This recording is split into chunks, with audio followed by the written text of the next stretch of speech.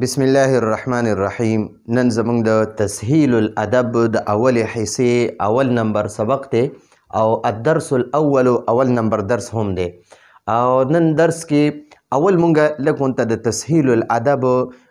تعارف کو چې تسهیل وی اسانول او ادب دا د عربي یادی، یعنی د عربی ژبې یا د ادب عربي اسانول. سهل یسهل تسهیلا د باب تفعیل صیغه ده او د دې معنی د اسانول. نو تسهیل الادب یعنی عربي اسانول. نو د عربي چې ده دا د قرآن پاک ژبه هم ده، د نبی علیه الصلاة والسلام ژبه هم ده. او بل حضرت عمر رضی الله عنه ابو موسی اشعری رضی الله عنه ته فرمایل وی تعلموا العربیه فانها من دینکم، تاسو عربي ازده کوئ او یې ښایئ ځکه چې دا ستاسو د دین حصه ده. او نبی علیه السلام فرمایي وی احب العرب لثلاث، تاسو د دریو وجو نه عربیانو سره عربی ژبې سره تاسو محبت لرئ. فإني عربي، نبی علیہ السلام فرمایي ځکه چې زه عربي یم، عربي ژبه زما ژبه ده، زه عربي یم. وکلام الله عربي، او کلام الله یعنی قرآن پاک دا هم عربي دی. ولسان اهل الجنة عربي، او د جنتیانو ژبه به هم عربي وي. نو د دې وجې نه وایي تاسو عربي ژبې سره محبت کوئ او عربي ژبه ازده کوئ او د عربیانو سره محبت ساتئ، عرب قوم چې څومره دی دوی سره محبت ساتئ. نو د عربی ژبې د ازده کړې دا آسان یو کتاب دی تسهیل الادب. او د دې مؤلف څوک دی؟ حضرت مولانا شیخ سلیم الله خان صاحب رحمت الله علیه. دا د لږ غونته تعارف ما په دې سیټ کې لیکلی دی چې شیخ سلیم الله خان صاحب رحمت الله علیه د تاریخ پیدایش 25 دسمبر 1926 دی او دا په هندوستان کې په ضلع مظفرنگر کې پیدا شوی و. او مظفرنگر یو غټه خاریه ده، د هغې خاریې یو ورکوټی غونته کلی دی حسنپور. نو په حسنپور کې حضرت مولانا شیخ سلیم الله خان صاحب رحمت الله علیه پیدا شوی و. او په 1942 کې د حدیثو د علم دپاره په دارالعلوم دیوبند کې داخله اخیستې وه. او د هغې نه پس بیا په 1947 کې عالم شو، فاضل شو، محدث شو، مفسر شو، فقیه شو. او بیا یې د خپلې علاقې چې کوم د خپلو استادانو مدرسه وه مفتاح العلوم، په هغې کې درس و تدریس کولو 8 کاله درس یې هلته وکړو. بیا چې کله پاکستان آزاد شو نو حضرت مولانا شیخ سلیم الله خان صاحب رحمت الله علیه پاکستان ته تشریف راوړو. او حضرت علامه شبیر احمد عثماني رحمت الله علیه یو مدرسه وه، د هغه په مدرسه کې اول سبقونه وی ښودل. او بیا د هغې نه پس دارالعلوم کراچۍ چې کوم د مفتی تقی عثماني صاحب دی، مفتی شفیع صاحب رحمت الله علیه، مفتی رفیع صاحب رحمت الله علیه، د دې مدرسه را دې وخت کې مشر حضرت مولانا مفتی تقی عثماني صاحب دی، شیخ الاسلام د ټولې دنیا مشهور سړی دی. نو په دغه مدرسه کې بیا 10 کاله شیخ سلیم الله خان صاحب رحمت الله علیه مفتی رفیع صاحب رحمت الله علیه چې د مفتی تقی صاحب پلار دی د هغې سره په دارالعلوم کراچۍ کې سبقونه ښوده. د هغې نه پسې بیا خپله مدرسه ورسره به دارالعلوم بنوري ټاون چې دی جامعة العلوم الاسلامیه بنوري ټاون، په هغې کې به هم سبقونه د مازدیګري ټایمونو کې ښودل، خو سهار ټیمونو کې به په دارالعلوم کراچۍ کې سبقونه خوده. د هغې نه پس بیا حضرت مولانا شیخ سلیم الله خان صاحب رحمت الله علیه په 23 جنوري 1967 کې 19 کې خپله مدرسه جوړه کړه په فیصل کالونۍ کې، په کراچۍ فیصل کالونۍ کې جامعه فاروقیه کراچي. او ډیره مشهوره مدرسه ده، د بهر ملکونو طلبا هم پکې سبقونه وایي. دا یې جوړه کړه. او په 1980 کې بیا د وفاق صدر هم جوړ شو. او د وفاق صدر چې کله جوړ شو کنه جی، نو بیا په 2017 پورې د وفاق صدر و. الحمدلله زمونږ په سندونو باندې د شیخ سلیم الله خان صاحب رحمت الله علیه دستخطي دي. او بیا د شیخ سلیم الله خان صاحب رحمت الله علیه شاګردان ډېر لوی هستیانې وي. بنوري رحمت الله علیه چې علامه شامزی رحمت الله علیه، دغه شانتې ورپسې مفتی رفیع صاحب رحمت الله علیه چې د مفتی شفیع صاحب زوی او د مفتی تقی عثماني صاحب ورور دی او مفتی تقی عثماني صاحب چې دی وخت کې شیخ الاسلام دی د ټولې دنیا علما منلې دی او چې د ټولې دنیا علما کله فتوا حاصلې نو اخیری توجه مفتی تقی عثماني صاحب ته وي چې یاره دی کومه فیصله کوي دی کوم دسخط کوي نو بیا د مفتی تقی عثماني صاحب او دی وخت کې د ډیرو اسلامي ملکونو د داسې ادارې وي اسلامي ادارې د هغې مشر مفتی تقی عثماني صاحب دی نو دا مفتی تقی عثماني صاحب چې دا د حضرت شیخ سلیم الله خان صاحب رحمت الله علیه شاګرد او ډیر لوی نمونه لوی هستیانې د شیخ سلیم الله خان صاحب دی او زما استاد محترم حضرت مولانا منظور منګل صاحب چې د بلوچستان والا کوم منظور منګل صاحب دی وخت کې جامعه صدیقیه دغه مدرسه ده نو په هغې کې په کراچۍ کې هغه هم شاګرد دی او ډیر لوی محدث دی وخت کې مولانا شیخ منظور منګل صاحب او یو مناظر هم دی او مناظرې ډېرې ګټلې دي د شیعګانو نه دغه شان د اهل حدیثو نه د نور د منکرین حدیثو نه نو هغې نه ډېر مقابلې ګټلې دا شیخ منظور منګل صاحب شیخ تقی عثماني صاحب شیخ رفیع رحمت الله علیه داسې نور لوی علما د حضرت مولانا شیخ سلیم الله خان صاحب رحمت الله علیه شاګردانو بل شیخ سلیم الله خان صاحب رحمت الله علیه چې کوم تصانیف دي کوم کتابونه لیکلي دي یو کشف الباری د بخاري شریف شرح ده الحمدلله را دې مسره په مکتبه کې پرتی دي او دویمه چې دی ډېر تصانیف دي او یو پکې دا تسهیل الادب هم دی دا تسهیل الادب دا شیخ سلیم الله خان صاحب رحمت الله علیه لیکلی او بیا په 25 جنوري 2017 کې شیخ سلیم الله خان صاحب رحمت الله علیه وفات شوی دی نو دا لږ مختصر غونته تعارف مې ورسره ولیکو چې پته ولګي چې دا کتاب چا لیکلی او د څه دپاره یې لیکلی دی نو دا د عربۍ د زده کړې دپاره چې دا ابتدایي طلبا د دویمې درجې زمونږ د دویمې درجې په دا کتاب پړاویږي نو په دویمه درجه کې دا کتاب دی خو اکثر طلبا اوله درجه لږه کمزوري وي صرف نحوې کمزوري وي نو بیا په دویمه درجه کې ورته دا کتاب ډیر مشکل وي په دې کتاب کې مختصر قوانین دي او ډیر ښکلې مخکې به انشاءالله مخکې چې سبقونه ووایي بیا به راته پته ولګي چې دې کې څومره فواید دي د دې کتاب نو دې کې اول مونږ له راکړی الاسم اسم نوم ته وایي نو ما ورته مخې ته لیکلي د اسم بیان چې دې اولني درس کې الدرس الاولو کې صرف د اسم بیان دی نو دلته کې اوس د اسم تعریف کړی دی د کلمې تعریف یې کړی دی بیا د کلمې قسمونه بیان کړي دي نو د کم یو لفظ نه چې یوه خبره په سمج کې راځي نو دی لږه الفاظ مشکل لیکلی دي نو ما ورته مخې ته لیکلي یعنی معنی والا لفظ ته په عربی ژبه کې کلمه وایي دی وایي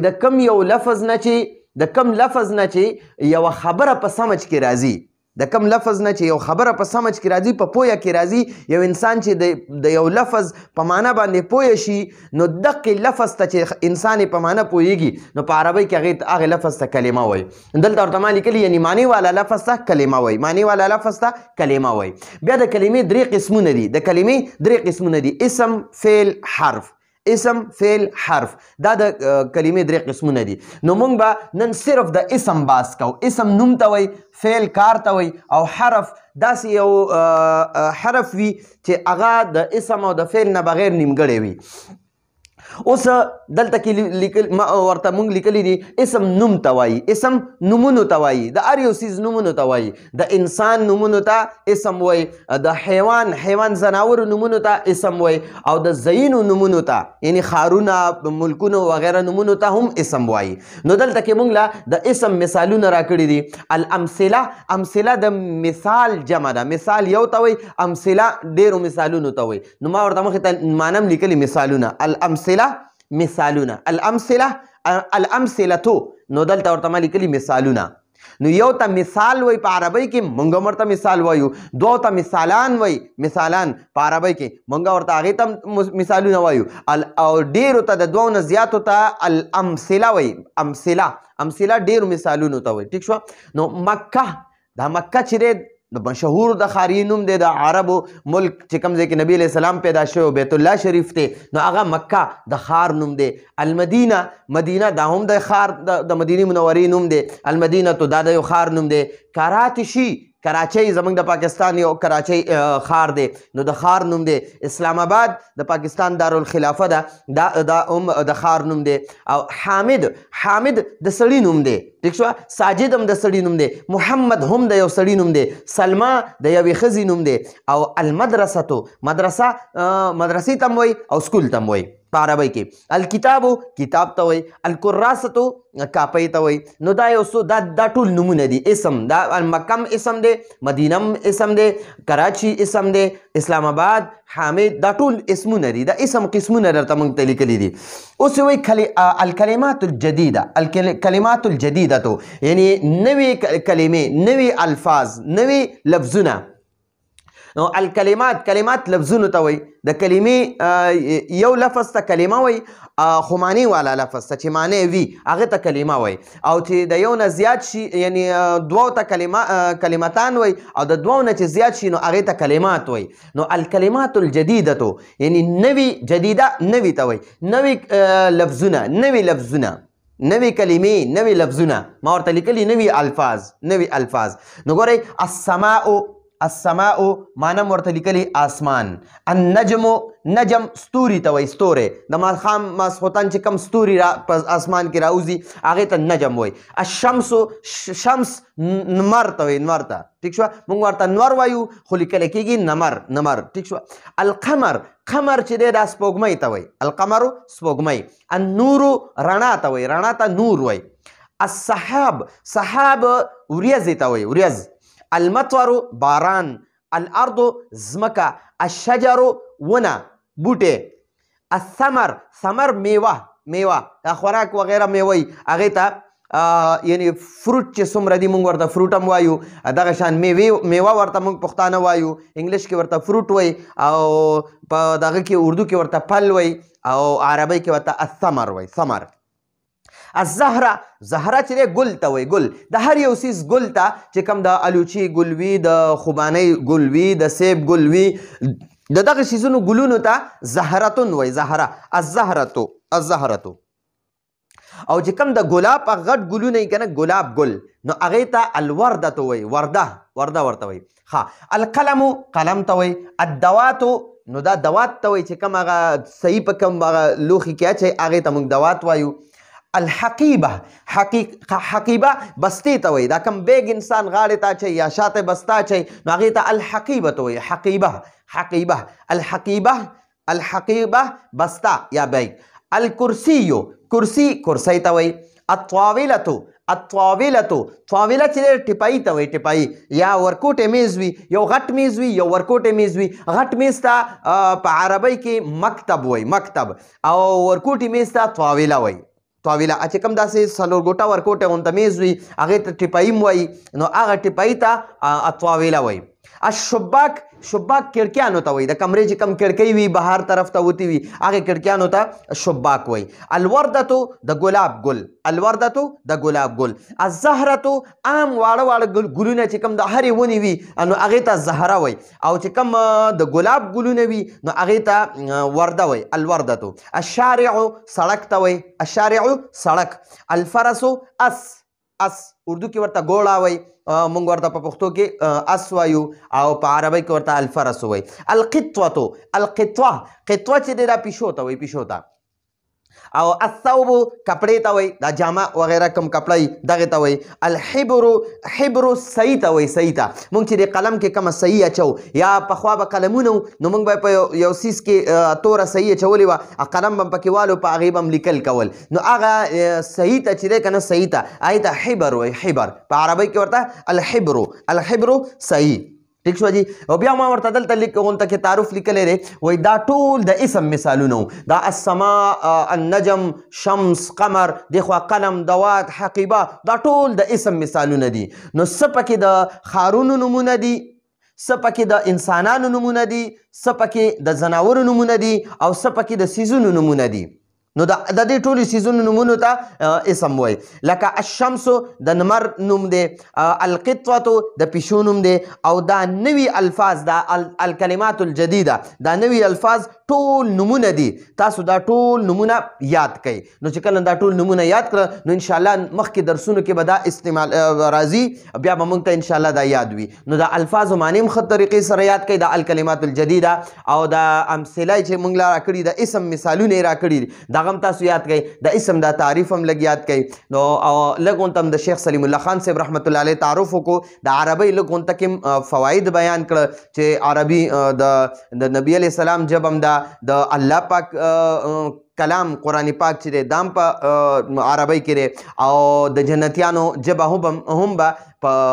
عربي وي. نو دا زموږ د نن ورځې درس و. راتلونکي درس پر اجازه غواړو. هذا هو المرام والله اعلم بحقیقة الكلام.